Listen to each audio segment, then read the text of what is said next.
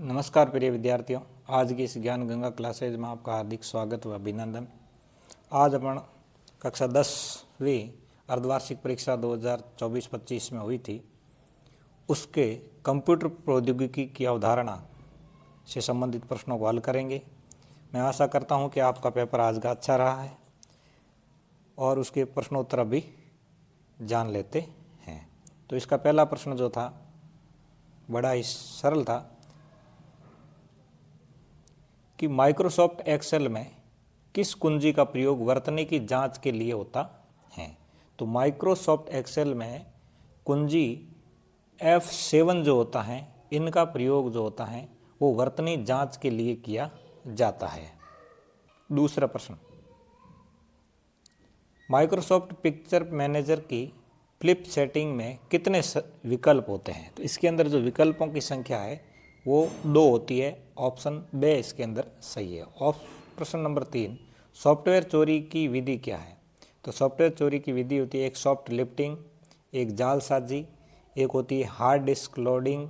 यानी उपरोक्त सभी ये सॉफ्टवेयर चोरी की विधियां ही है। प्रश्न नंबर 4, डीएसएल का पूरा रूप बताना, डीएसएल का फुल फॉर्म बताना है। तो ऑप्शन 1 के अंदर digital subscriber line, digital service line, data service lookup और डाटा सब्सक्राइबर लाइन। तो इस 4 नंबर का उत्तर होगा डिजिटल सब्सक्राइबर लाइन।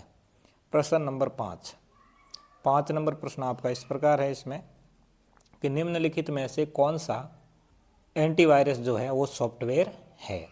तो इसका virus protector, Quick Heal, Outlook, HCL। तो इसके अंदर जो होगा वो क्विक हिल होगा। 6 नंबर प्रश्न, सबसे पहले साइबर अपराध कानून प्रौद्योगिकी अधिनियम किस वर्ष लागू हुआ था। तो ऑप्शन बे जो है सन 2000 के अंदर लागू हुआ था।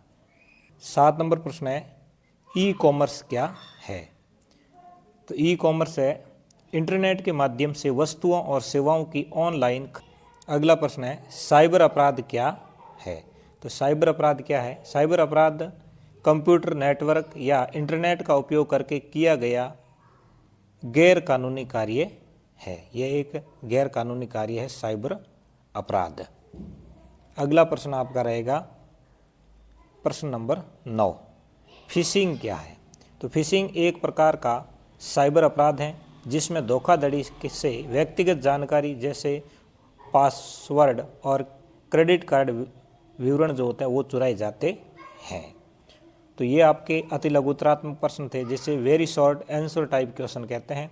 अगला प्रश्न आपका जो है वो है आपका माइक्रोसॉफ्ट एक्सेल क्या है। तो इसके अंदर देखेंगे अपन तो माइक्रोसॉफ्ट जो एक्सेल है वो एक स्प्रेडशीट सॉफ्टवेयर है जिसका उपयोग डेटा प्रबंधन, विश्लेषण और गणनाओं के लिए किया जाता है। इससे अगला प्रश्न जो है आपका वो है 11 नंबर, आईपी एड्रेस क्या है। तो इसमें इंटरनेट प्रोटोकॉल एड्रेस, यह यूनिक पता है जो नेटवर्क से जुड़े प्रत्येक डिवाइस को पहचानने के लिए उपयोग में किया जाता है। प्रश्न नंबर अगला है आपका 12 नंबर प्रश्न, लिनक्स ऑपरेटिंग सिस्टम की विशेषताओं को बताइए।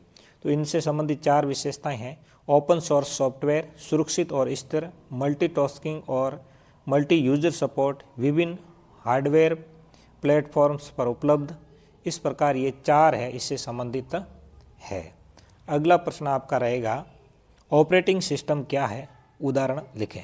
तो ऑपरेटिंग सिस्टम कंप्यूटर हार्डवेयर और सॉफ्टवेयर के बीच इंटरफेस है। उदाहरण इनके देखोगे तो विंडोज़ है, लिनक्स है और MACOS है।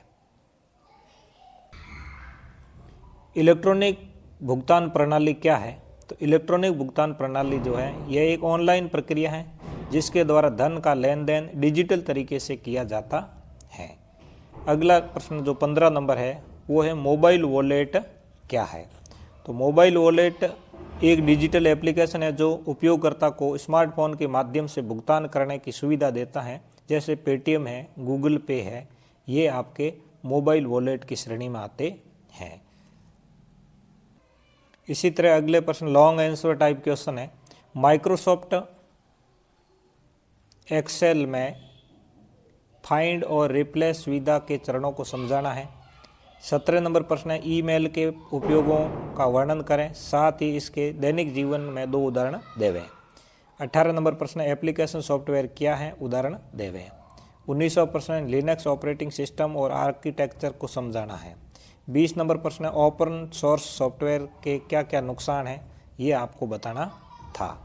अगला प्रश्न है विंडोज़ 10 पर टिप्पणी करनी है।